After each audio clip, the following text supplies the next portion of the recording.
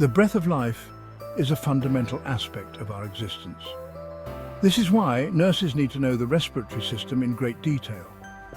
The respiratory system is fundamental to life, as it is responsible for the exchange of oxygen and carbon dioxide. Every cell in our body needs oxygen to function properly, and the respiratory system ensures that this vital gas is delivered efficiently. The respiratory system makes this possible by allowing oxygen to enter the bloodstream through the alveoli in the lungs. Nurses need a deep understanding of this system to accurately assess and treat patients with respiratory issues. This knowledge helps us provide the best care, ensuring that patients receive the appropriate interventions and treatments. The respiratory system is complex, involving many organs and processes that work together to maintain homeostasis. It involves the lungs, trachea, bronchi and diaphragm, among other structures, all playing crucial roles in respiration. This guide will walk you through the basics of the respiratory system, providing a comprehensive overview. We will explore its anatomy and function, delving into how each part contributes to the overall process of breathing. We will also cover essential nursing assessments, such as lung function tests and respiratory rate monitoring. This journey into the respiratory system will empower you with the knowledge needed to excel in your nursing practice. You will gain confidence in your nursing practice, knowing that you can effectively manage and treat respiratory conditions. Your patients will benefit from your expertise, leading to better outcomes and improved quality of life for those under your care. The airways journey begins here. Let's explore the anatomy of the upper respiratory tract in detail. The respiratory system is like a well-coordinated team. Each part has a specific role, working together to ensure we breathe efficiently and effectively. The journey of air begins in the upper respiratory tract, which is the first line of defense and processing for the air we breathe. This crucial section includes the nose, pharynx and larynx, each playing a vital role in preparing the air for our lungs.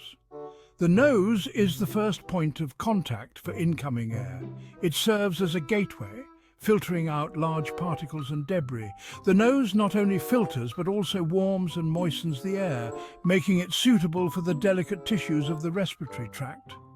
Next, the air moves into the pharynx or throat, which acts as a passageway. This muscular tube ensures that the air is directed towards the lungs. The pharynx connects the nose and mouth to the larynx, allowing for the passage of both air and food, though they take different routes. The larynx, also known as the voice box, contains the vocal cords.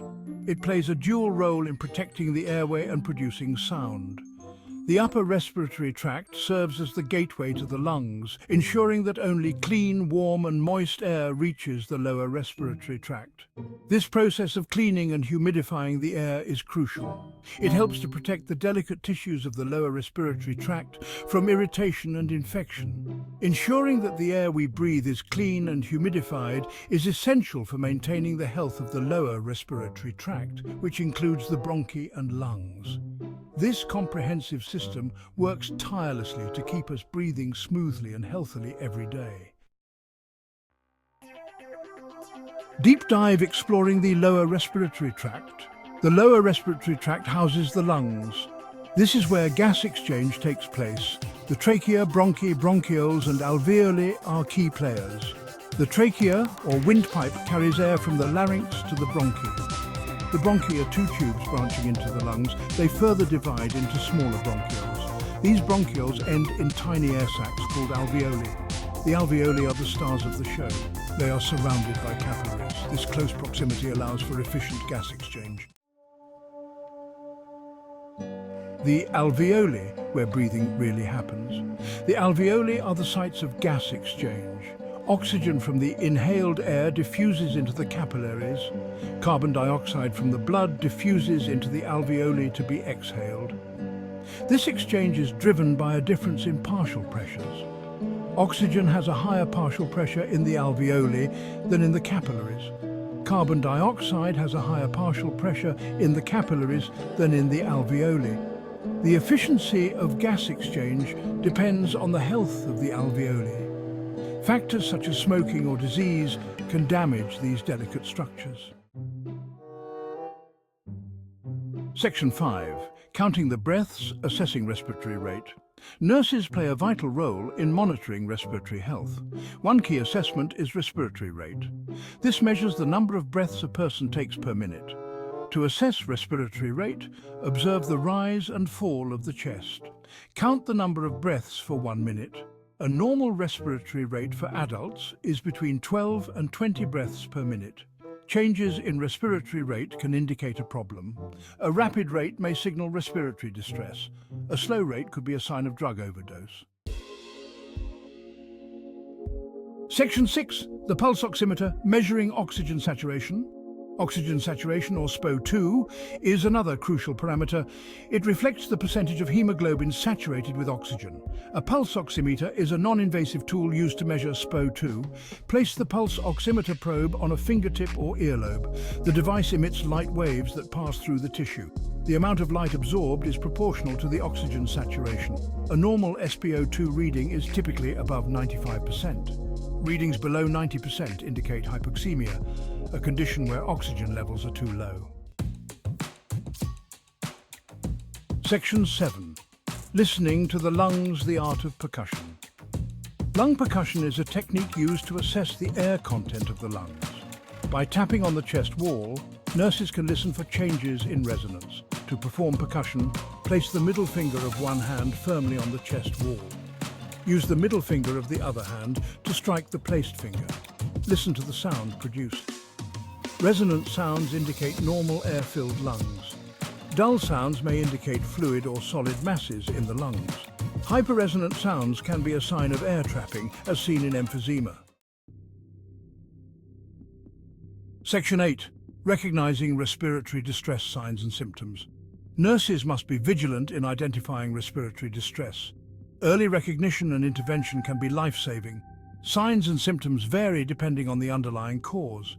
Common signs include shortness of breath, rapid breathing, and use of accessory muscles to breathe. Patients may also exhibit cyanosis, a bluish discoloration of the skin, and mucous membranes. If you suspect respiratory distress, assess the patient's airway, breathing, and circulation. Administer oxygen as prescribed and notify the healthcare provider immediately. Section 9. The importance of practice. Honing your respiratory assessment skills. Mastering respiratory assessments takes time and practice. Regularly assess these skills on patients. Seek feedback from experienced nurses or instructors. Use simulation labs or clinical scenarios to enhance your skills. Practice identifying normal and abnormal breath sounds. Become proficient in using a pulse oximeter and interpreting its readings. The more you practice, the more confident you will become. This will translate into better patient care and improved outcomes. Section 10. Conclusion. Mastering respiratory care for optimal patient outcomes. The respiratory system is essential for life. It is responsible for the exchange of oxygen and carbon dioxide, which is vital for cellular function and overall health. As nurses, we play a crucial role in assessing and maintaining respiratory health. Our responsibilities include monitoring patients' breathing patterns, identifying any abnormalities, and providing necessary interventions. By understanding the anatomy and function of this system, we can provide optimal care to our patients. This knowledge allows us to recognize early signs of respiratory distress and take prompt action to prevent complications. This essay has provided a foundation for understanding the respiratory system. It has highlighted the importance of continuous education and staying updated with the latest medical advancements. It has covered essential nursing assessments such as respiratory rate, oxygen saturation, and lung percussion. These assessments are critical in evaluating a patient's respiratory status and ensuring they receive the appropriate care. Remember to practice these skills regularly and seek feedback to enhance your expertise. Engaging in hands-on training and simulations can significantly improve your proficiency and confidence in performing respiratory assessments. By embracing lifelong learning and continuous improvement, we can make a real difference in the lives of our patients. Attending medical conferences, reading journals, and collaborating with colleagues are excellent ways to stay informed and advance your skills. Ultimately, our goal is to provide compassionate and effective care that enhances the quality of life for our patients. By mastering respiratory care, we contribute to their overall well-being and recovery.